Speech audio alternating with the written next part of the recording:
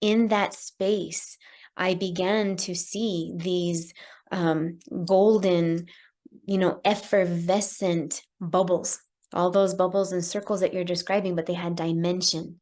And in that field, they began to coalesce and come together.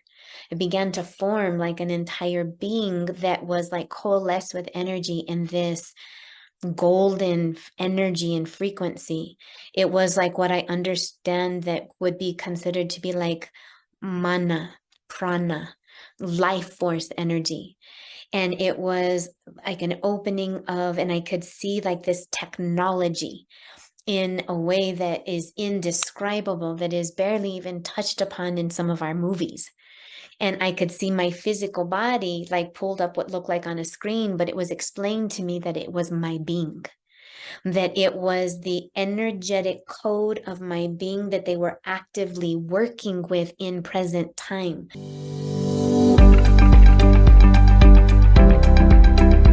Hello, thank you for tuning in. My name is Nella, and welcome to my podcast, Ethereality. Today's guest is Maria Lupita. She has had 2 near-death experiences, and I have interviewed her for both of them. You can find them linked in the description below. Her and I are coming together again to talk about some interesting nuances of her NDEs, as well as how this has had an impact on her in the long term. Maria Lupita, thank you so much for being here today. I am looking forward to hearing about your near-death experiences and some other insights that you've picked up along the way. All right. Thank you so much for having me here, Nella. Yes. So start by telling us about your near-death experience. Okay. What I call my full-on near-death experience, I was 27 years old, and this was in the year 2000. And in the year 2000, that was the year that my daughter was born. And it actually happened on the day that she was born. Not because of her birth, but because I had such extreme pregnancies, my body could not handle it. It was literally life and death for both myself and the children for both pregnancies. And this was my second birth already. They didn't even want me to have my second child. I had her anyway. So because of such a difficult pregnancy that I had with both, including her, I had a stress test on a Friday. I had an induced labor on Monday. Because of a scheduled tubal ligation, because I was already admitted in the hospital, I ended up having a reaction to anesthesia through a spinal block. So my heart and my lungs stopped. I spent what I call an eternal 8 minutes in heaven, where I had a whole experience. It was extraordinary and forever changed my life. And so, yeah, that eternal 8 minutes opened up and forever changed me and my entire frequency, because I had not been fulfilling my life purpose, my soul's agreement, and why I even came here. So I had that near-death experience, to say what I call kicking me back into gear. It was profound. And from it opened up an entire level of my being. So like I call myself a soul reader. It is really reading the sacred living library is what I call it. Akashic records is what others call it. But it opened up and forever changed my life. So that happened on the June 5th, 2000 with my daughter. And because of that near-death experience, it shook me into gear. And so I was reminiscing and remembering a lot of my experiences as a childhood after that. And not only remembering experiences that I had as a child, but then also experiencing like otherworldly experiences in the present. And then having to like reconcile both of these two things. I opened up and followed and pursued and have formal trainings, initiations, and apprenticeship in an Andean healing tradition. And I formally sought that out, only to discover that I also have some bloodline within my own family that anchors me into, I live in New Mexico, Nuevo Mexico, here in Santa Fe. And we have a lot of pueblos and native tribes. And so my mom's grandmother was native, and it is thought that she was out of Hopi Zuni.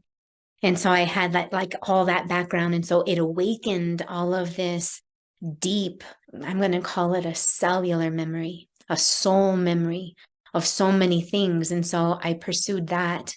In pursuing that, it opened me up. And I pursued that because I was already having experiences with, sensing and feeling people on the other side and being able to know things about people that I should not know. And I would find myself having these profound experiences of helping people understand their soul and what was happening to them. And I was working full time. I had 2 kids. I had a husband. I had the house. I'm trying to follow tradition here. I didn't want any of this stuff. But the more that I really sought myself and like began to pursue the things that interested me, oh my God, it opened up into a whole other world. While still working full time and raising my 2 kids, I was getting phone calls from people like across the country saying, well, so and so knows you. And they had this conversation. And, is it okay if I talk to you? And it developed entirely on its own. I didn't intend it. Because of the near-death experience that I had, and my name is Maria Guadalupe. Short name is Lupita. Those that are closest to me call me Lupita. That's what I was called my whole life. But I have a connection to the Blessed Mother because my mom had a difficult pregnancy with me. She promised that if I was healthy and strong, that she would name me after her. And so my entire life, I've had a devotion and a dedication to Our Lady of Guadalupe. Well, here in northern New Mexico, there's a deep tradition in Latin, Catholic, and a devotion to the Blessed Mother as well as Our Lady of Guadalupe, and I'm named after her. I had experience when I was 3.5, almost 4 years old, while in Mexico. And so being in the Basilica of Our Lady of Guadalupe and seeing what's called the tilma there, I've always had this deep, I'm going to call it an imprint and a connection, a relationship with her ever since I was, again, 3.5, 4 years old, because we were there for about 6 months. And so we came back when I was about 4. I also had some experiences of being there in the pyramids of Teotihuacan. So those pyramids are very similar to Egyptian pyramids. And while I was there at only, again, almost 4 years old, my mama was telling me that, and they have 38 millimeter recordings of me running through and pointing at, pyramids, and what she told me, because it's silent, in the 38 millimeter. And I was asking her, well, as an adult, like, what was I saying there? And she says, oh, you don't remember? And I'm like, I was young. And she said that I was telling her, mira, mama, ahí está el templo del sol, meaning, look, there's the temple of the sun. I had a memory as a child of being in that place. And it was like they were on a tour, because we're there as tourists and with people that lived there locally that was, taking us on this journey, not like a formal tour, like a touristy thing.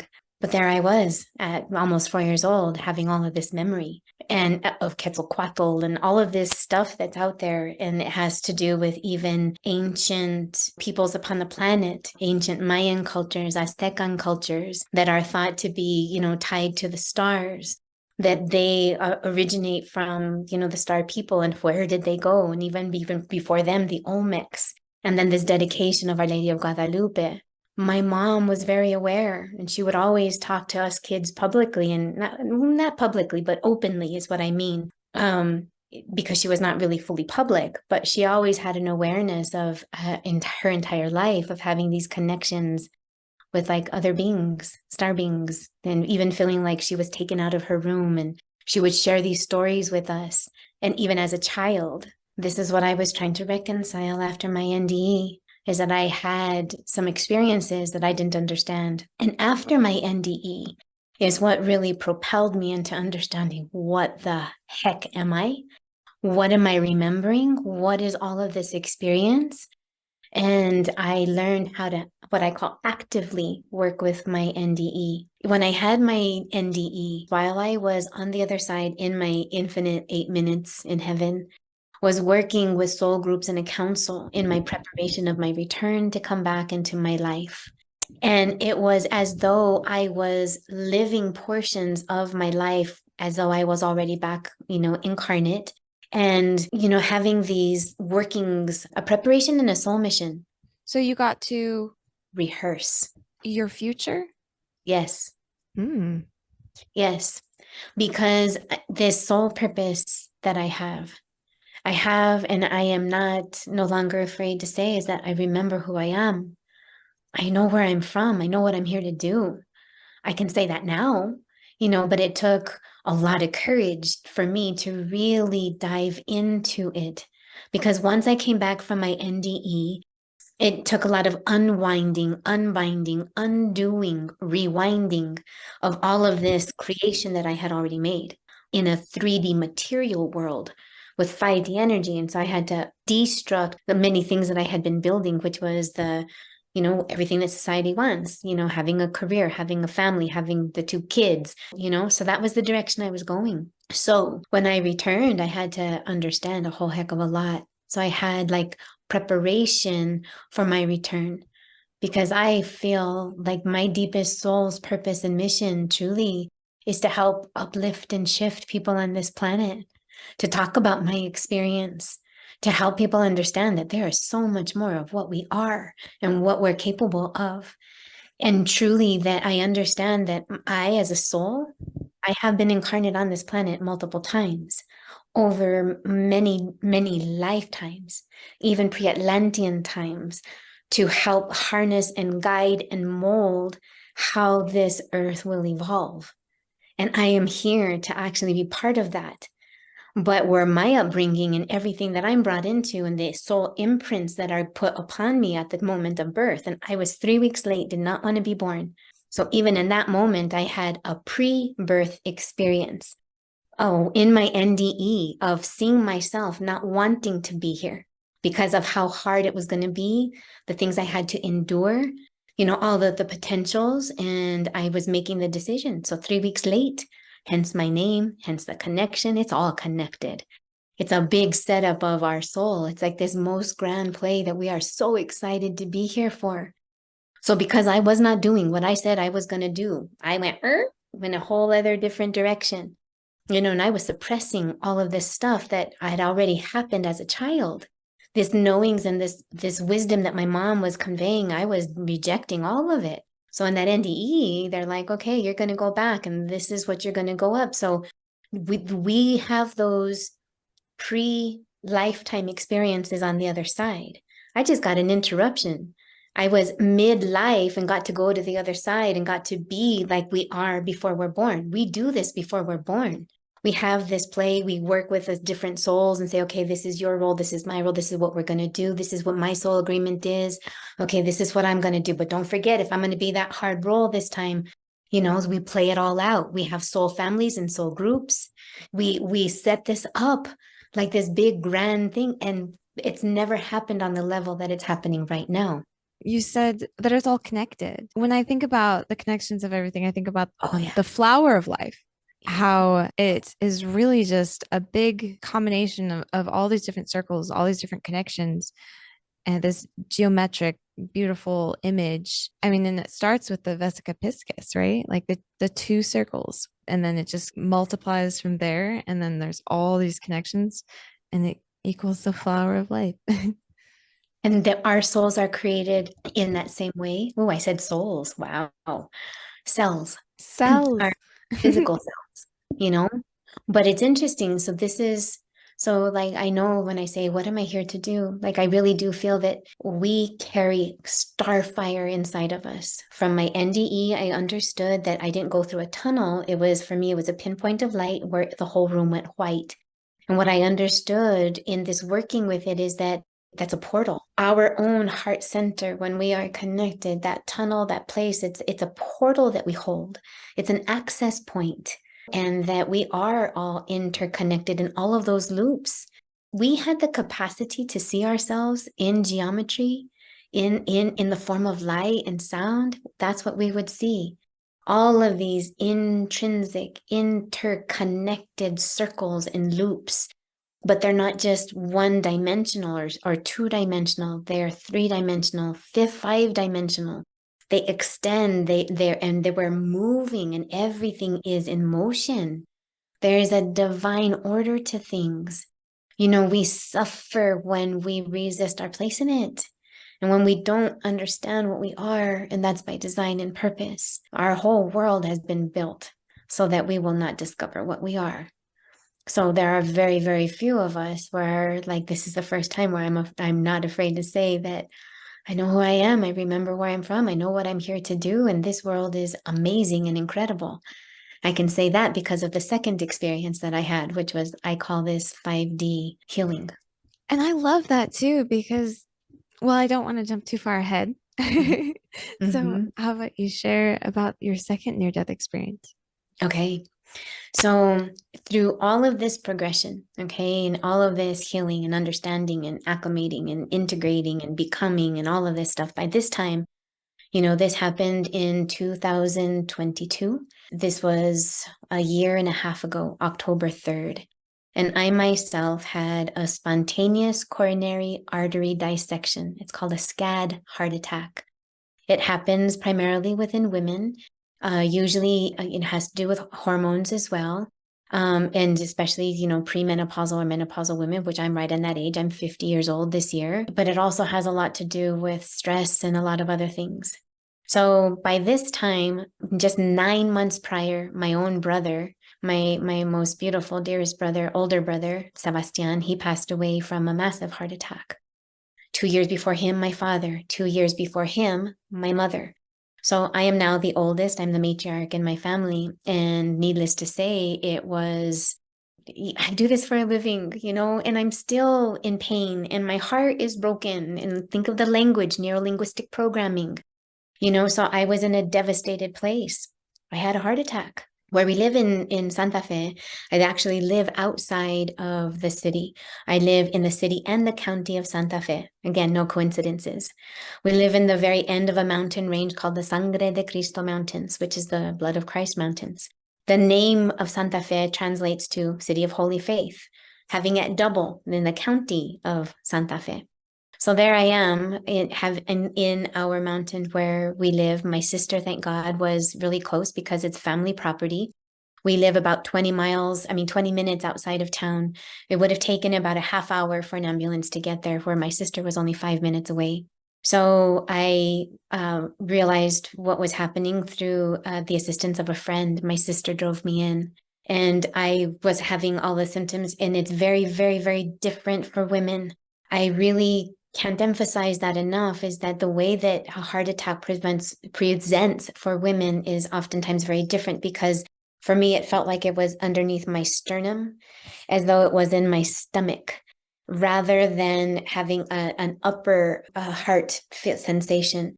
I did have things within my arm. I did have other sensations, and it's so much to describe and explain. But coming to understand that this is super important, may it help a woman out there, that may we be aware and familiar of it. So luckily, I had an incredible emergency room doctor that was able to diagnose it. So what that meant is that I have a flap within the artery, kind of flaps. So I was having issues with blood flow, and that's what created the heart attack.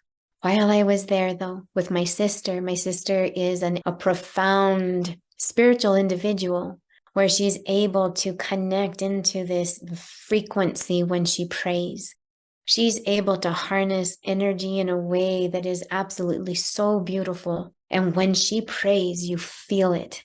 So there's an energy frequency that flows through her. And through her guidance, she actually sought after and got some official training. But from her connection to me and the desire to help me, she was cradling my head. She began to do a lot of energy work with me. While I was there, all of a sudden, there was like this fifth density energy with these beings, that while I was there in the emergency room with her, feeling all of this energy, I felt an entire shift within my being. It was as though I was straddling within two places. I've only felt that one other time before, and that was when I felt like I was being pulled into, not lifting, but like kind of opening up into this portal energy from my NDE. It was like this energy around, like in a bubble, and we were in the emergency room. We were awaiting admission. In that space, I began to see these golden, effervescent bubbles, all those bubbles and circles that you're describing, but they had dimension. And in that field, they began to coalesce and come together. It began to form like an entire being that was like coalesced with energy in this golden energy and frequency. It was like what I understand that would be considered to be like mana, prana, life force energy. And it was like an opening of, and I could see like this technology in a way that is indescribable, that is barely even touched upon in some of our movies. And I could see my physical body like pulled up what looked like on a screen, but it was explained to me that it was my being, that it was the energetic code of my being that they were actively working with in present time, making manipulations, and that it was not as like working with the physical. They were working with the code before the physical. And so they were doing all of these incredible things in this imagery in my mind, and everything is in the mind. I could see it in the physical like this blurry, but it's very, very difficult to explain because that's a place I straddle. Because we only see 4 to 6% of the entire energy spectrum, because of where I straddle, I have the ability to see in energy forms, be able to see in this imagery that is like a transparency. So like if we can imagine an old anatomy book where there was like the skeletal system and then the muscular system and then the all of these different systems, then I was able to see like a transparency on it, this other code, this other energetic system. And so that's what they were working with. And so it was being manipulated and modulated and worked with so that as it would stream into me, because we have this feeling that we start here and emanate outwards, but we don't. We actually stream in this way. So this code was like coming into me and making all these adjustments because of my first near-death experience. After this massive, huge experience, all of the tests and everything began to like reverse. They began to indicate something entirely different. And while I was waiting for this scan, I had this experience in present time because I do still have apparitions of the Blessed Mother since my first experience. And as a matter of fact, even since a child. So that she remains. There is an energy on the planet that is this divine energy. So I have had my whole life apparitions of her, and it only amplified in this connection after the NDE because of what I experienced in it. And so this was similar in that. So the difference is that I did not have to traverse into this other frequency that is so opposite of what I experienced almost 23 and a half years ago. That instead, I was able to experience it in present, real time, superimposed right with me because of so much that I worked with it for 24 years. By that time, I worked with it for 22 and a half years. So working with my energy, my frequency, connecting, all of these things allowed me that experience. And I will call it a near-death experience, but I didn't have to travel to a place to experience it. And that's what we are all capable of. And that's meant to happen here. That's definitely one thing that I had noticed after doing your first interview about your first near-death experience and then interviewing you a second time about the second experience was that the first one, you left your body and you traveled and you had this ethereal experience. And then the second one, it was as if because that door was already opened, you didn't need to go anywhere in order to experience that spiritual, ethereal, 5D sort of healing and interaction with the other side. That is absolutely what happened. And then it opened me up. I have chills even as we're talking about this. Like this electrified wave running through me right in this moment, because it was an entire difference in these frequencies. And like so much of what I had been experiencing before that all clicked into place. Like understanding, oh my God, this is this frequency that's now available on the planet. If enough souls have the capacity to tap into it, like we all have the ability. I'm not special, I'm not. I have like these experiences, but everybody is capable of doing this. And this is what we're meant to be. We are all meant to be this. We're meant to be a whole other human. Like the greatest evolution on the planet is happening right at this time. And people that are like awakening spontaneously, but yet they have no like awareness of fully everything that is happening because so much information and knowledge is so suppressed.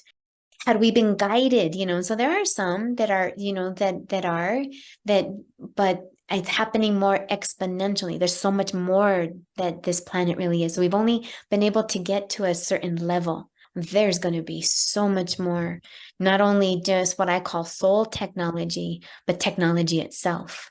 Everything so far is tied to value and worth. If I'm worthy enough, I might have this good experience. If I do this right, maybe I can. But it's actually like there's a technology that we can actually tap into. That if we learned it and learn how to work with it, and feelings and emotions are messages, they're impulses, communication from the soul. If we understood all that, what that is, but we get caught up in it. And then there's so much in our world that hooks us into it. So, and all that distraction. So we are so much more. So I know that the first NDE was to kick me back into gear. I had this awareness that I was working with myself through my meditations, that we all straddle both here and there. That's why we call it our higher self. We are eternal.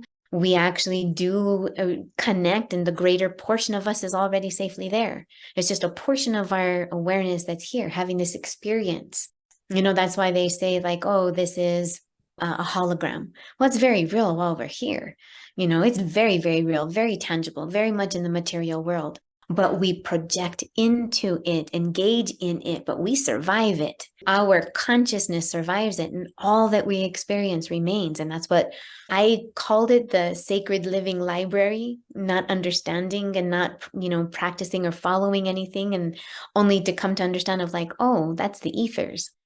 And then I would be like, somebody asked, are you an Akashic record reader? And I'd be like, no. And I was like, wait, hold on. So I looked up the word Akasha and it means ethers. And I'm like, we are all connected into the ethers and we are all meant to tap into it. So we are what I call all connected into the conscious net, just like we have an internet. I feel like I want to challenge that a little bit. I mean, Tell me. you did say that we're all capable. I know that we're all capable, right? And you said Mhm. you're not special, and I've heard a lot of near-death experiencers emphasize, I'm nothing special. But I do feel like when you have a near-death experience and you go to the other side and you come back, that door to that realm is a little wider than it was before. And that individual in comparison to people who've never had a near death experience. I feel like somebody who has a near death experience, children who are very close to source, to God, and elderly, once they shift into that authentic, close connectivity to God, when they're transitioning or something, I feel like those are the circumstances in which that portal would be wider. Yeah, you're absolutely right. And I guess I say that because we all have the capability to access it. But yeah, you're absolutely right. And I did not ask for that. I did not want it. It was so traumatic. And now, fortunately, people are capable of having these spiritually transformative experiences without having to experience a death trauma, especially with the involvement of psychedelics and some other things, but you're right. For me, that would not have happened had I not had my NDE. Yes, exactly. And I also do believe that there are people who could potentially choose a life path, like plan a life path that doesn't involve awakening. Absolutely correct. Right. So I think Absolutely that correct. maybe it's not necessarily that we all have this or we all can or will. I think that there are definitely going to be some people that never will. They will go their entire lives, even if they're bombarded with data that could spark an awakening, that they may just not ever do that. And that just might be part of their life path as well. You're absolutely correct. Because anything and everything that we can experience is being experienced. And if every single one of us, I mean, ultimately, that soul will eventually get to that path because it's like, being in an amusement park with a roller coaster, and riding it as many times as we can and want to. And then pretty soon we kind of get sick of it. And then pretty soon we're like, okay, I think I'm done. Eventually, right? It's kind of that same kind of thing. It's an adventure of an eternal soul. This is a parenthesis in time, and that as a soul, we want to experience it all. And that absolutely includes all, the entire spectrum. And you're absolutely correct. And there are those that will deliberately choose the exact opposite because we live in that world of duality. In order for one to exist, it's equal, and its opposite also has to exist. It just does. That's the law of the physics in this realm, So those very few that kind of like gravitate towards it, and everybody is on their path of awakening into whatever layer or not, So those that tend to gravitate towards this, they're in a particular, I don't know, it's interesting. I don't want to make an assumption of what would draw people here, but they tend to be a little bit more open-minded for the exploration and the possibility. And that's what I love about this, is that it opens up avenues of discussion. And then also for those that it doesn't resonate with, leave it behind. Just having these conversations is a service to others. And the fact that this information is accessible on YouTube, on podcast platforms, on social media, the internet, blog posts, everywhere. This information is accessible. And the more we talk about it, the more it draws in those that are on a path of awakening. And I think that's amazing. Also, I did want to talk about the fact that your near-death experience, the second one, was essentially the 5D manifesting in the 3D, right? And we were talking about that shift in that Schuman resonance. I remember, I think it was June or July in 2023 recently, that we started seeing that Schumann resonance graph everywhere. As far as I know, that was a shot of a momentary energy burst, I guess. And that since then, it has not been as geometric. Yeah, it was like a basket weave. And it was like all this coherence in this frequency. I've done a little research on the Schumann resonance, and the wavelengths that are being measured, the frequencies that are being measured, are comparable to alpha waves in the human mind. And alpha waves are very relaxed and creative brain wavelengths, but they're also very low on the spectrum of frequency. And it's like this concentration of energy in that frequency to like help raise it and kind of like work it. It's like that's an entry point. That's what I'm kind of getting in the moment. If like that's an entry point at that lowest frequency and like an access. I don't know. It just feels like something super powerful about that, and then amplifying it through. Like you're giving the evidence and the discussions of what's coming up about like these words that I've been saying before, is that there's this increase of solar energy that's amplifying the magnetic energy inside of the core of the earth. And because that's being activated and energized, that's the heartbeat of the earth. And so there's this increased amplification from the inner earth plane. And so that's happening both cosmically, that's awakening like this heart center of the earth. And we're an extension, like a living organism and in consciousness upon that planet, upon our planet, so that we're in that frequency. So I've been saying is like, there is a new frequency that's available upon the planet that if we know how to access it, it begins to awaken like these dormant codes. So like doing work in the sun. What does that even mean? Going outside and breathing, putting your hand on your heart, just asking for calmness and clarity, doing some kind of meditative work, but allowing it to come through. How would you go about tapping into this new available frequency? So every single one of us, we have this inner part of ourselves, and it's an inner communication, whether it's this inner self and inner being. It is that part of ourselves that we have to tap into and access. The majority of us are all thinking like, I would be great if everybody else was better. If they would do this, if they would stop doing this, then I would be good. But instead, it's like having to go inside and then to calm the mind. The most important thing that is the number one distraction is the mind. The mind is meant to be a tool to help us to access all of that, to go in. That's why meditation is so important. Breathing work. And I do like active meditations. So cleaning my house is a meditation. It kind of puts me in this place. Athletes access it. Now, you said something so beautiful, is that to open up creativity, this energy that's amplified, right? Is that it's to give a new taste of this frequency where we can all begin to have that creativity. That is the life force energy that helps us to, oh my God, that is the field of creation. So when people are able to be more creative, we can find and have solutions.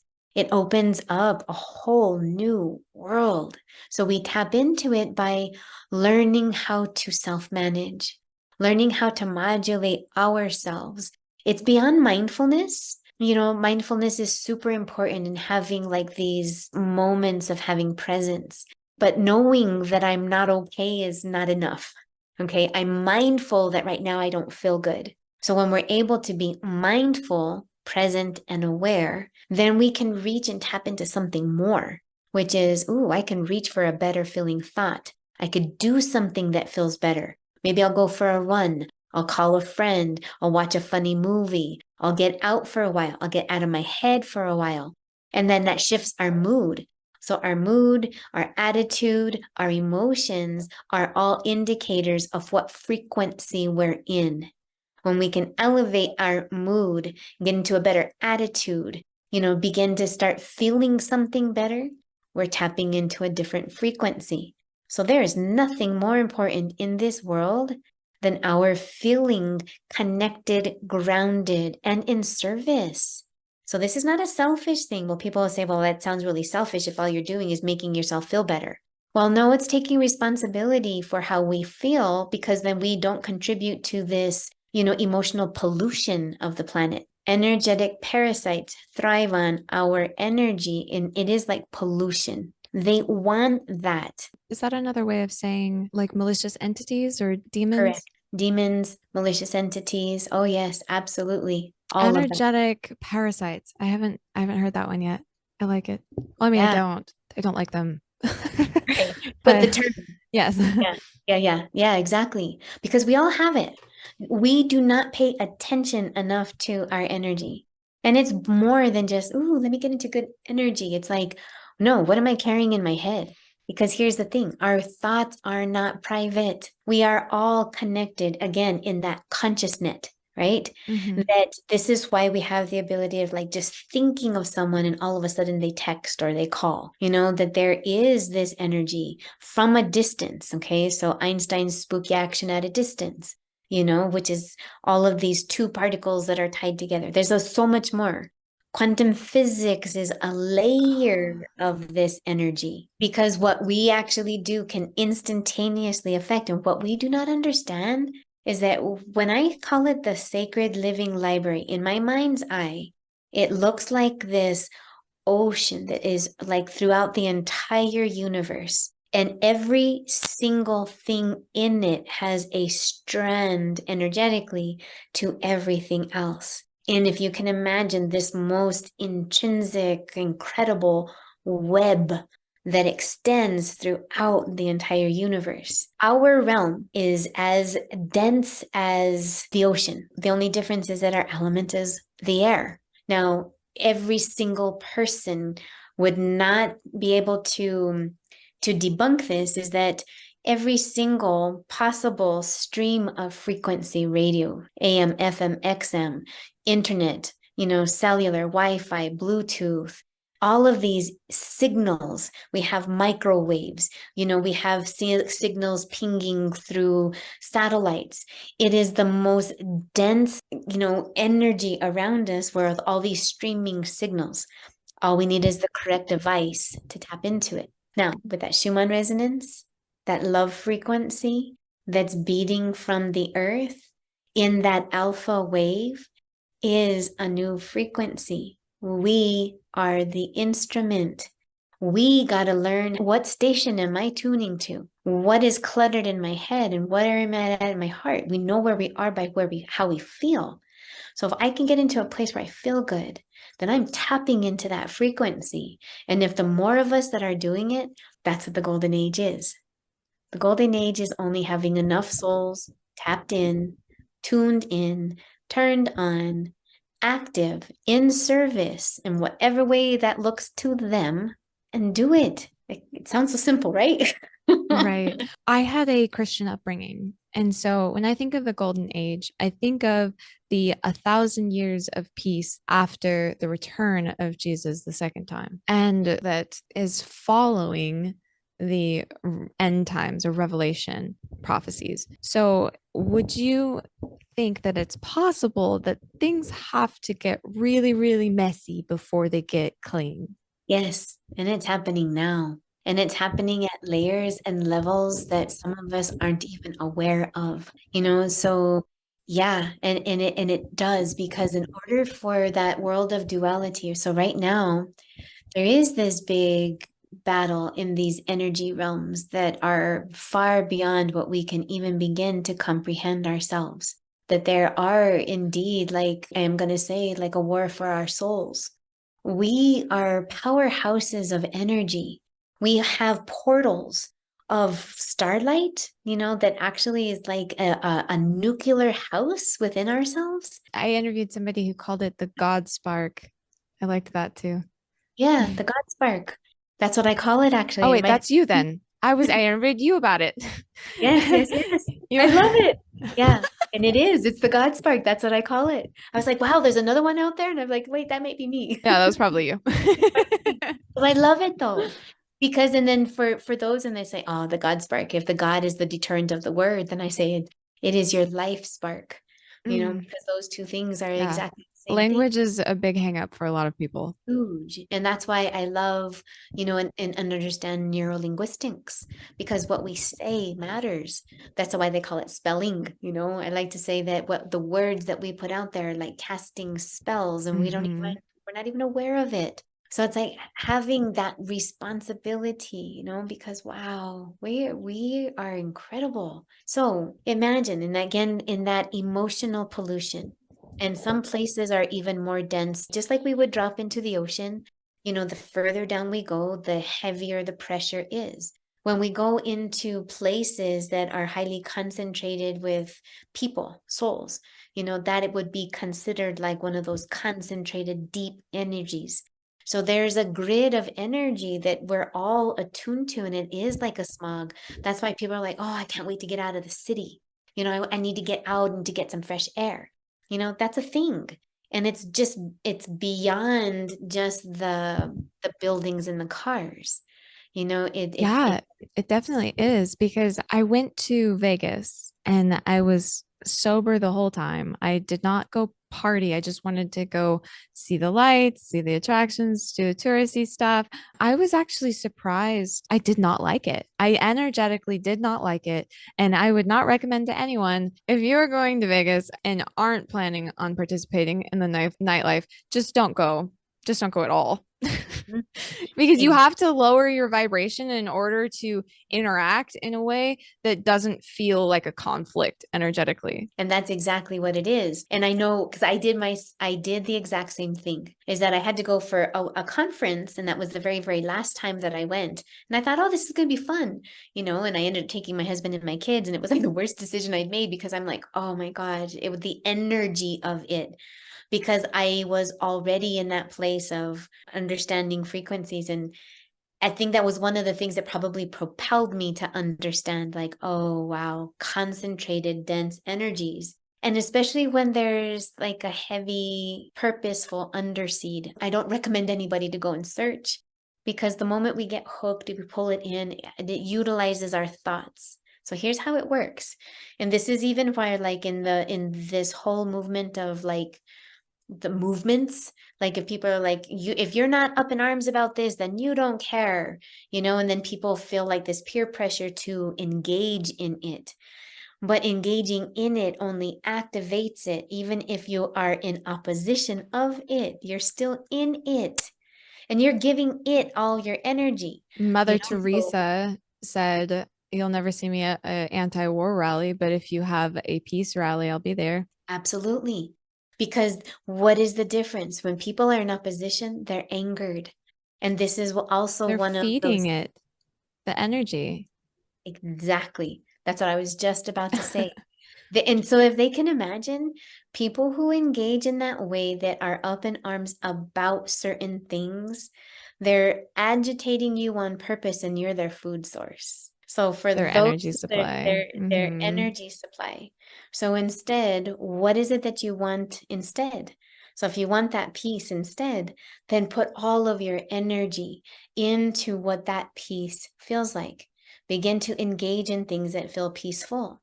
Begin to do things in service to others that activate that sense of peace inside. And then once you are being it, then none of that other stuff will even be part of your experience. And then you'll have so much peace. But people don't understand that. They feel like because we're not taught how it actually works. So yeah, that's how we're able to tap into it, be able to learn how to connect and listen to those frequencies. And the more we acknowledge it, then we're going to start seeing the fun stuff: synchronicities, coincidences, messages, signs, wonders, things that are just like, oh my God, that thing happened. Did you see that? There's like this energy that you begin to tap into, that where like the universe begins to like reveal like this most miraculous, like miracles that happen every day, like truly like incredible things. That's hard to describe, but seeing signs and messages all the time. And that's even in the Bible, where they say, like, until you see signs and wonders, you will never see. So, like, may we open up our soul eyes beyond just our physical eyes, because we only see 6% of what's out there. We have all this other 94% of energy that does not make it less real. Just because I can't see an ultraviolet doesn't mean that pollen doesn't actually give light in ultraviolet. If you can imagine butterflies capable of seeing pollen and flowers in ultraviolet, wow. Ooh. Yeah. Like I wish I had butterfly eyes, right? So, and even other species are capable of seeing in infrared, seeing heat signatures. Now, my human eyes can't see it, but theirs does. So who am I to say? There is so much more out there that our eyes cannot perceive. And just because we cannot see it, we can feel it. And that's what extra sensory perception is. So when people are able to relax their senses, open up into possibility, they can begin to navigate this whole other energetic world. And that's how they tap into like this. When I say I straddle in these places, that they're actually, it's a frequency. It's like these energies that I have access to because of it. Mine was just kind of abruptly and violently done, where others can build into it gradually. I recognize now when I say I know who I am, remember where I'm from, know what I'm here to do. My mom was very open talking about having experiences. I remember her reading a book when I was a teenager, and it was called Starborn. I believe it was written in the 1970s.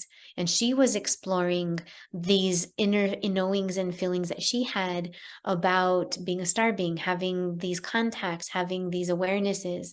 And we have a video clip of her where she was narrating those 38 millimeter videos and film that I was telling you about. My brother converted it digitally and had my mother and father narrate it. And at the very end, she's like, and after I'm gone, which she's gone, she says, you will find me in Orion. Like so nonchalantly, like just a knowing. Only after my NDE in 2013, so this was 13 years after my near-death experience, I was getting certification at the Hypnotherapy Academy of America. And there were people from all over the world. There was about 43 of us in my class. And there was only, 5 of us that were from the state. And everyone else was from another part of the country or another country. And I understood then that that's when I was introduced to Dolores Cannon. And that was introduced to me because of an experience that I had from a regression session.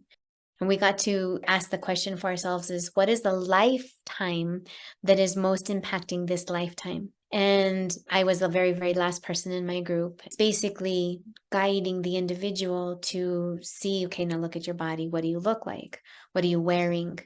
Well, I wasn't wearing clothes and there was like this lightish, bluish glow around me. And it made no sense because it felt like I was in this tube of some kind. And they said, okay, well, fast forward. What is the next most important scene?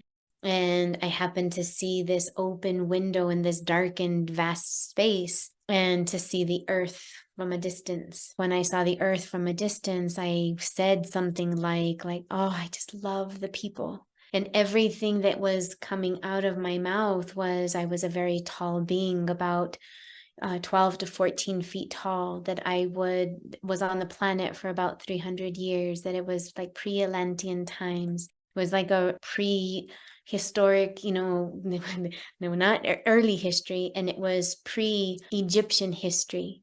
And that it was that we loved the people, it was teaching the people.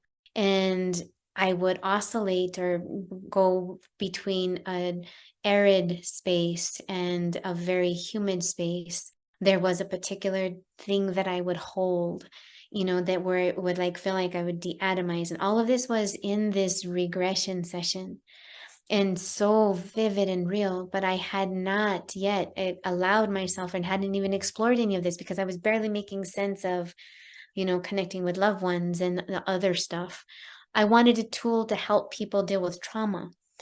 This was part of the training of the academy, and this is what was happening.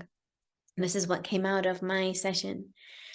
I was a very, very, very, very lightish. When I say blue, people would imagine like this kind of like extreme. No, ever so subtle, like the slightest hue, but tall. And I just loved the people was there. And the most important thing, I said something like that I was here for the alignment, and that the alignment had already occurred, had already begun. And what I saw was multiple planets and like something with the galaxy. I didn't even know what the heck I was talking about. So all of this stuff was popping out, and only to realize afterwards that we were coming up on, the galactic center, alignment, and that it's literally like we're done with this, what they call the darkened age, where it takes 26,000 years, for our planet to fully traverse one. And that's what the golden age is for us. Like these things I haven't talked about. Like this is the first time I've actually really talked about it in depth. And then understanding that the experience that I had when I was 3 years old in Mexico with the pyramids, that was part of that ancient knowing and culture all the way back then. So there is something that is so much more upon our planet. And when they talk about awakening star seeds, that's happening, and there's a truth. Mm-hmm. Well, that comes back to everything is connected to. Everything is connected. Everything is connected. And then the understanding of people would be like, well, how is that even possible? Well, then we go into time and, all of that stuff. But yeah, this is an incredible time. And souls are here to experience everything. So that experience during your past life regression, and you said that you were this other being.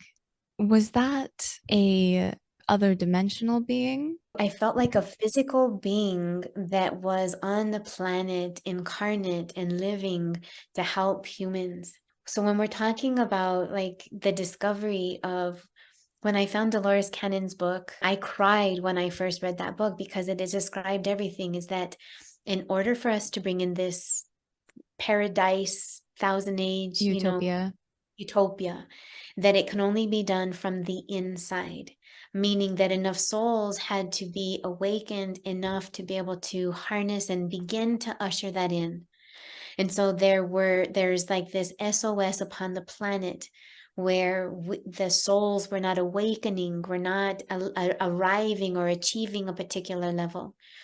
There is also a suppression when I talk about those energetic parasites, these other, even demonic, satanic, all these other entities. That's all part of all of this. But if enough souls are able to incarnate what they're calling star seeds emanating from other star systems, and so many have been part of the evolution of the planet, which I've discovered, and that others that are fairly new to the planet. So there is like this ushering in of souls from other systems that are capable of hopefully remembering, bringing in new energy, awakening and tapping into that frequency that we're talking about. Now, I am going to say that that is what I know to be what I even do call that energy of the Holy Spirit.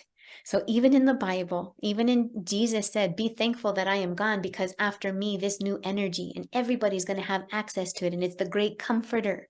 So here I am saying there's a frequency that's helping us to feel better, something that's more creative, than in the alpha wave of human brains.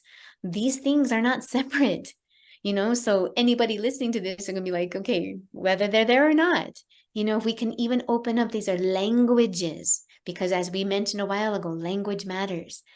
So these are two languages to talk about the exact same thing. There's something really incredible available on the planet right now.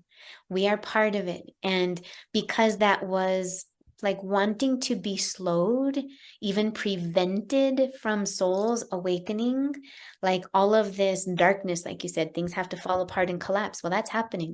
But there's also a lot of good that's happening, a lot of beauty that's happening. So if we want to see beauty, then stop looking at the ugly and start making beauty, create beauty, see beauty, feel beauty, and your world will become beautiful. I'm very focused on amplifying the love and the joy in my immediate life around me. And I feel like the more people that are doing that, like what you're suggesting, is going to make a collective impact. And that's the primary access, right? So when we tap into that and actually harness and say, okay, yes, the most important thing, and then because when we are joyful, we naturally tap into service. We see something bigger than ourselves. We begin to see the world in a different way, that instead of fighting against and blaming and holding all this negativity, we actually rise ourselves up into that place of service. So when people can do that, then there's an actual impact. First, increase the love and the joy in your immediate surroundings, and then utilize that energy to amplify your efforts to making a difference. Absolutely. And imagine what the world would be like that. Imagine what the world would be when every person took such personal responsibility. So when instead of like, this world is so broken, and then they go into this place of fighting, if every single person was to turn their 100% attention fully upon themselves, they would naturally behave in ways that were humane, compassionate, kind, generous, uplifting, peaceful. So that's what we're all meant to go into. Our first offense is to stop being defensive and to actually just create that inside. Do something good. Do something that feels good. Help another. And it gets us out of ourselves. We got to starve the emotional parasites. Yeah. Starve those emotional parasites by paying attention to how you feel, and that's where it begins. One soul at a time. So that would be the thing. When we heal ourselves, we heal the world. And that's all we got to worry about is ourselves. And again, people looking back on it be like, well, that sounds selfish. No, that means taking personal responsibility for what you're contributing into the world. That's our job, That's our job. That is. And so whether people like go into this like place of awakening and like all of these lingos and languages out there, I'm like, just be a decent person. Yeah. Just be a good person.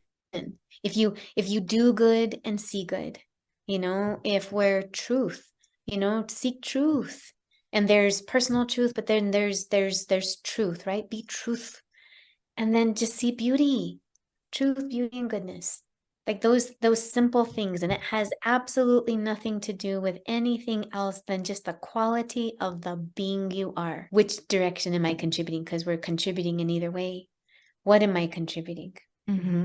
Mm-hmm. Wow. That was good. That was deep. I love it. That's These the are the point. conversations that I live for, because I'm like, ooh, this is delicious conversation, because yes, this is the purpose. So I pray that it may help even just one person, and it just uplifts me. I feel good and better for it. So I'm going to send out some good rippling vibes now too. So Yes, thank you so much for sharing. thank you so much, Nella. I've really appreciated it. I've enjoyed it immensely, and I'm sure our paths may cross yet once more. Thank you so much for listening to my podcast. If you loved this episode, please consider leaving a review. And don't forget to share the link with somebody who can appreciate this message. Blessings to you all, and I hope to catch you on my next episode.